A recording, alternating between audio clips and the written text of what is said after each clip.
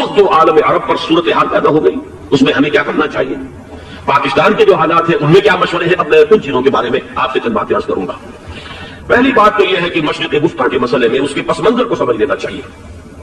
ہمارے بہت سے احباب جو ہے وہ فوری طور پر وقتی صورتوں کو، جیسے کہ حالات و واقعات ہوتے ہیں، صرف انہی کے اعتبار سے رائے قائم کرتے ہیں، چیزوں کا پس منظر جو ہے نگاہوں کے سامنے رہنا چاہیے۔ اس صدی کا ایک مختصر سا نقشہ ذہن میں رکھیے۔ یہ 20ویں صدی کے آغاز کے وقت، جسے ہم پورا کہتے ہیں مڈل ایسٹ، بلکہ صرف مڈل ایسٹ نہیں، پورا شمالی افریقہ سلطنت عثمانیہ کا حصہ تھا، خلافت عثمانیہ۔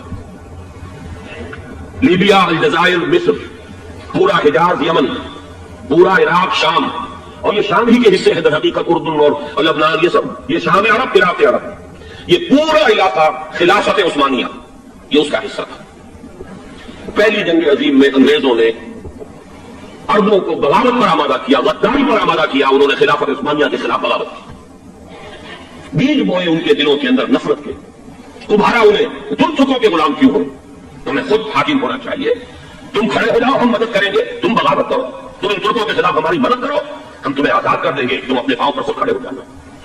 یہ بہت ہی ہمارے لیے دردناک المیہ ہے اس پہلی جنگ عظیم کا۔ کرنل لارنس جیسا شخص، برطانوی استعمار، اور اس کے نتیجے میں عربوں نے بغاوت کی، اور اس قدر دردناک بات آپ کو بتا رہا ہوں۔ میں پہلی مرتبہ جب سن 62 میں حج کے لیے گیا مدینہ منورہ میں، ابھی وہ ریل کے انجن کھڑے ہوئے تھے۔ یہ ترکی کے زمانے میں، سلطنت عثمانیہ کے زمانے میں بغداد سے مدینے تک ریلوے لائن تھی۔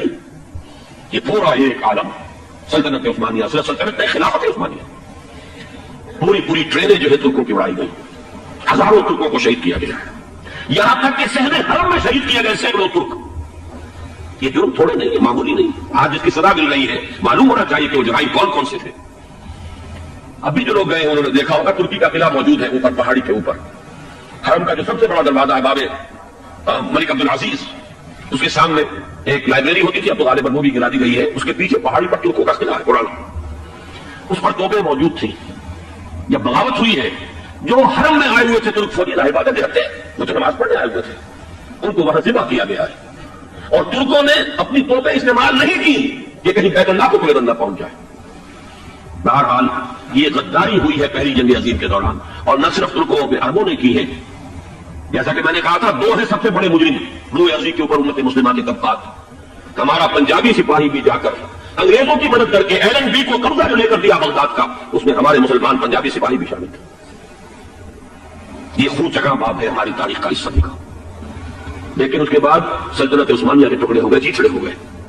ایک انگریز نے لکھا ہے یہ جملہ، ذہن میں گزرا ہوا جملہ، کہ تاریخ میں یہ بات ثبت ہو جائے گی کہ ایک انگریز نے اس سلطنت کے ٹکڑے کر دیے کہ جو عمر فاروق نے قائم کی تھی رضی اللہ تعالیٰ عنہ۔ یہ پورا عالم، یہ تمام علاقہ کس نے پتہ کیا تھا؟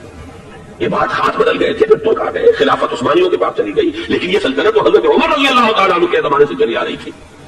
اس کو ایک انگریز کرنل نے، اور اس نے بغاوت میں آمادہ کر کے عربوں کو اور ترکوں کی پیٹھ میں چھرا ڈھپوا کر ان کے ذریعے سے اور ٹکڑے کر دیے۔ لیکن جب جنگ ختم ہوئی، اب انہوں نے کہا کہ ہمیں آزادی دیجیے۔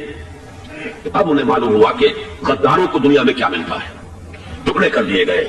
یہ حصہ عراق یہ انگریز کے پاس رہے گا، شام کا یہ علاقہ یہ فرانسیسیوں کے پاس رہے گا، مصر پر انگریزوں کا تسلط رہے گا، لیبیا اطالویوں کے پاس رہے گا، لے دے کر یہ جو علاقہ تھا حجاز، تو وہاں کچھ تھا ہی نہیں، بوادی غیر زیزر یہ عربوں کے پاس چھوڑ دیا گیا۔ اس وقت جو بادشاہ ہیں شاہ حسین اردن کے، ان کے دادا سب سے بڑے غدار وہی تھے، لہٰذا ان کو اس علاقے کی بادشاہت دے دی گئی۔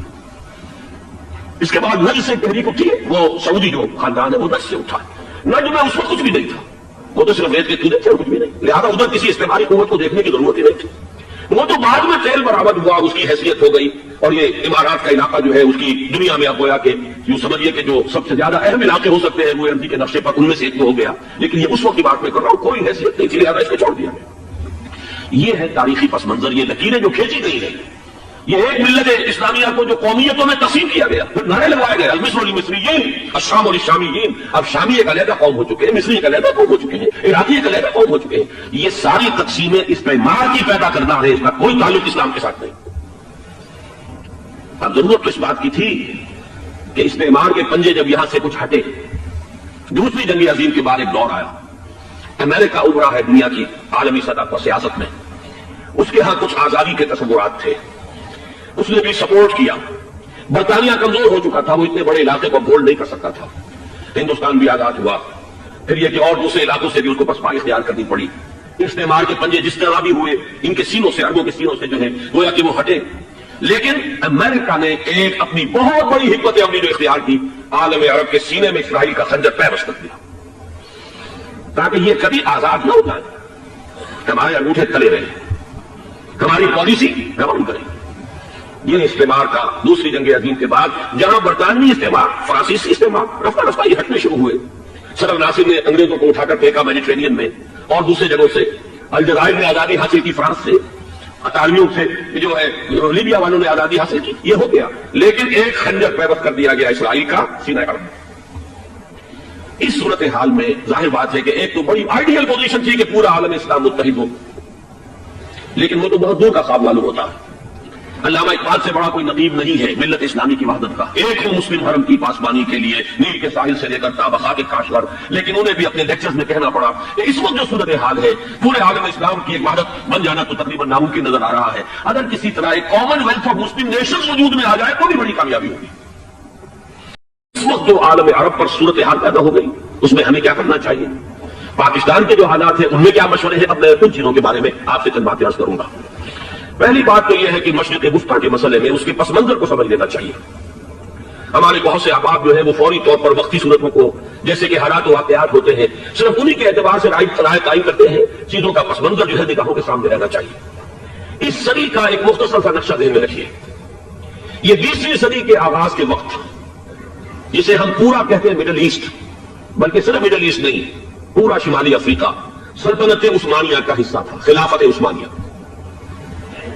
لیبیا، الجزائر، مصر، پورا حجاز، یمن، پورا عراق، شام، اور یہ شام ہی کے حصے ہیں در حقیقت اردن اور لبنان، یہ شام عرب، عراق عرب، یہ پورا علاقہ خلافت عثمانیہ یہ اس کا حصہ تھا. پہلی جنگ عظیم میں انگریزوں نے عربوں کو بغاوت پر آمادہ کیا، غداری پر آمادہ کیا. انہوں نے خلافت عثمانیہ کے خلاف بغاوت کی، بیج بوئے ان کے دلوں کے اندر نفرت کے، تمہارا انہیں تم تھکوں کے غلام کیوں ہو؟ تمہیں خود حاکم ہونا چاہیے. تم کھڑے ہو جاؤ، ہم مدد کریں گے. تم بغاوت کرو، تم ان ترکوں کے خلاف ہماری مدد کرو، ہم تمہیں آزاد کر دیں گے. تم اپنے پاؤں پر خود کھڑے ہو جانا. یہ بہت ہی ہمارے لیے دردناک المیہ ہے اس پہلی جنگ عظیم کا. کرنل لارنس جیسا شخص، برطانوی استعمار، اور اس کے نتیجے میں عربوں نے بغاوت کی. اور اس قدر دردناک بات آپ کو بتا رہا ہوں، میں پہلی مرتبہ جب سن 62 میں حج کے لیے گیا مدینہ منورہ میں، ابھی وہ ریل کے انجن کھڑے ہوئے تھے. یہ ترکی کے زمانے میں، سلطنت عثمانیہ کے زمانے میں بغداد سے مدینے تک ریلوے لائن تھی. یہ پورا ایک عالم سلطنت عثمانیہ، سلطنت خلافت عثمانیہ، پوری ٹرینیں جو ہے ترکوں کی اڑائی گئی. ہزاروں ترکوں کو شہید کیا گیا، یہاں تک کہ صحن حرم میں شہید کیا گئے سینکڑوں ترک. یہ جرم تھوڑے نہیں، یہ معمولی نہیں. آج جس کی سزا مل رہی ہے معلوم ہونا چاہیے کہ وہ جرائم کون کون سے تھے. ابھی جو لوگ گئے ہیں انہوں نے دیکھا ہوگا ترکی کا قلعہ موجود ہے اوپر پہاڑی کے اوپر. حرم کا جو سب سے بڑا دروازہ ہے باب ملک عبدالعزیز، اس کے سامنے ایک لائبریری ہوتی تھی، اب تو غالباً وہ بھی گرا دی گئی ہے. اس کے پیچھے پہاڑی پر ترکوں کا قلعہ ہے پرانا، اس پر توپیں موجود تھیں. جب بغاوت ہوئی ہے، جو حرم میں آئے ہوئے تھے ترک فوجی عبادت رکھتے ہیں، وہ تو نماز پڑھنے آئے ہوئے تھے، ان کو وہاں ذبح کیا گیا ہے. اور ترکوں نے اپنی توپیں استعمال نہیں کی کہ کہیں بیت اللہ کو کوئی نہ پہنچ جائے. بہرحال یہ غداری ہوئی ہے پہلی جنگ عظیم کے دوران، اور نہ صرف ترکوں میں عربوں نے کی ہے. جیسا کہ میں نے کہا تھا، دو ہیں سب سے بڑے مجرم روئے ارضی کے اوپر امت مسلمہ کے طبقات. ہمارا پنجابی سپاہی بھی جا کر انگریزوں کی مدد کر کے ایلن بی کو قبضہ جو لے کر دیا بغداد کا، اس میں ہمارے مسلمان پنجابی سپاہی بھی شامل تھے. یہ خون چکا باب ہے ہماری تاریخ کا اس صدی کا. لیکن اس کے بعد سلطنت عثمانیہ کے ٹکڑے ہو گئے، چیچڑے ہو گئے. ایک انگریز نے لکھا ہے یہ جملہ، ذہن میں بجھا ہوا جملہ، کہ تاریخ میں یہ بات ثبت ہو جائے گی کہ ایک انگریز نے اس سلطنت کے ٹکڑے کر دیے کہ جو عمر فاروق نے قائم کی تھی رضی اللہ تعالیٰ عنہ. یہ پورا عالم، یہ تمام علاقہ کس نے پتہ کیا تھا؟ یہ بات ہاتھ بدل گئے تھے، پھر تو آ گئے، خلافت عثمانیوں کے پاس چلی گئی، لیکن یہ سلطنت تو حضرت عمر رضی اللہ تعالیٰ عنہ کے زمانے سے چلی آ رہی تھی. اس کو ایک انگریز کرنل نے، اور اس نے بغاوت میں آمادہ کر کے عربوں کو اور ترکوں کی پیٹھ میں چھرا گھپوا کر ان کے ذریعے سے اور ٹکڑے کر دیے. لیکن جب جنگ ختم ہوئی، اب انہوں نے کہا کہ ہمیں آزادی دیجیے. اب انہیں معلوم ہوا کہ غداروں کو دنیا میں کیا ملتا ہے. ٹکڑے کر دیے گئے. یہ حصہ عراق یہ انگریز کے پاس رہے گا، شام کا یہ علاقہ یہ فرانسیسیوں کے پاس رہے گا. مصر پر انگریزوں کا تسلط رہے گا، لیبیا اطالویوں کے پاس رہے گا، لے دے کر یہ جو علاقہ تھا حجاز تو وہاں کچھ تھا ہی نہیں، بوادی غیر عزیزہ نہیں، یہ عربوں کے پاس چھوڑ دیا گیا۔ اس وقت جو بادشاہ ہیں شاہ حسین اردن کے، ان کے دادا سب سے بڑے غدار وہی تھے، لہٰذا ان کو اس علاقے کی بادشاہت دے دی گئی۔ اس کے بعد نجد سے تحریک اٹھی، وہ سعودی جو خاندان ہے وہ نجد سے اٹھا، نجد میں اس وقت کچھ بھی نہیں تھا، وہ تو صرف ریت کے قلعے تھے اور کچھ بھی نہیں، لہٰذا ادھر کسی استعماری قوت کو دیکھنے کی ضرورت ہی نہیں تھی۔ وہ تو بعد میں تیل برآمد ہوا، اس کی حیثیت ہو گئی، اور یہ امارات کا علاقہ جو ہے اس کی دنیا میں اب گویا کہ یوں سمجھیے کہ جو سب سے زیادہ اہم علاقے ہو سکتے ہیں وہ ارضی کے نقشے پر ان میں سے ایک تو ہو گیا، لیکن یہ اس وقت کی بات میں کر رہا ہوں، کوئی حیثیت نہیں تھی، لہٰذا اس کو چھوڑ دیا گیا۔ یہ ہے تاریخی پس منظر، یہ لکیریں جو کھینچی گئی ہیں، یہ ایک ملت اسلامیہ کو جو قومیتوں میں تقسیم کیا گیا، پھر نعرے لگوائے گئے المصر والمصریین، الشام والشامیین، اب شامی ایک علیحدہ قوم ہو چکے ہیں، مصری ایک علیحدہ قوم ہو چکے ہیں، عراقی ایک علیحدہ قوم ہو چکے ہیں۔ یہ ساری تقسیمیں استعمار کی پیدا کرنا ہے، اس کا کوئی تعلق اسلام کے ساتھ نہیں۔ اب ضرورت تو اس بات کی تھی کہ استعمار کے پنجے جب یہاں سے کچھ ہٹے، دوسری جنگ عظیم کے بعد ایک دور آیا، امریکہ ابھرا ہے دنیا کی عالمی سطح پر سیاست میں، اس کے ہاں کچھ آزادی کے تصورات تھے، اس نے بھی سپورٹ کیا۔ برطانیہ کمزور ہو چکا تھا، وہ اتنے بڑے علاقے کو ہولڈ نہیں کر سکتا تھا، ہندوستان بھی آزاد ہوا، پھر یہ کہ اور دوسرے علاقوں سے بھی اس کو پسپائی اختیار کرنی پڑی۔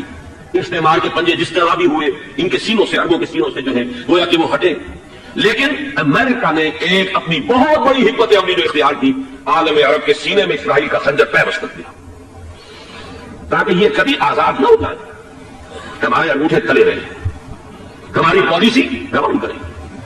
یہ استعمار کا دوسری جنگ عظیم کے بعد جہاں برطانوی استعمار، فرانسیسی استعمار رفتہ رفتہ یہ ہٹنے شروع ہوئے، صدر ناصر نے انگریزوں کو اٹھا کر پھینکا میڈیٹرینین میں اور دوسرے جگہوں سے، الجزائر نے آزادی حاصل کی فرانس سے، اطالویوں سے جو ہے لیبیا والوں نے آزادی حاصل کی، یہ ہو گیا، لیکن ایک خنجر پیوست کر دیا گیا اسرائیل کا سینہ عرب۔ اس صورتحال میں ظاہر بات ہے کہ ایک تو بڑی آئیڈیل پوزیشن تھی کہ پورا عالم اسلام متحد ہو، لیکن وہ تو بہت دور کا خواب معلوم ہوتا ہے۔ علامہ اقبال سے بڑا کوئی نقیب نہیں ہے ملت اسلامی کی وحدت کا، ایک ہو مسلم حرم کی پاسبانی کے لیے نیل کے ساحل سے لے کر تابخا کے کاشغر، لیکن انہیں بھی اپنے لیکچرز میں کہنا پڑا کہ اس وقت جو صورتحال ہے پورے عالم اسلام کی ایک وحدت بن جانا تو تقریباً ناممکن نظر آ رہا ہے، اگر کسی طرح ایک common wealth of Muslim nations وجود میں آ جائے تو بھی بڑی کامیابی ہوگی۔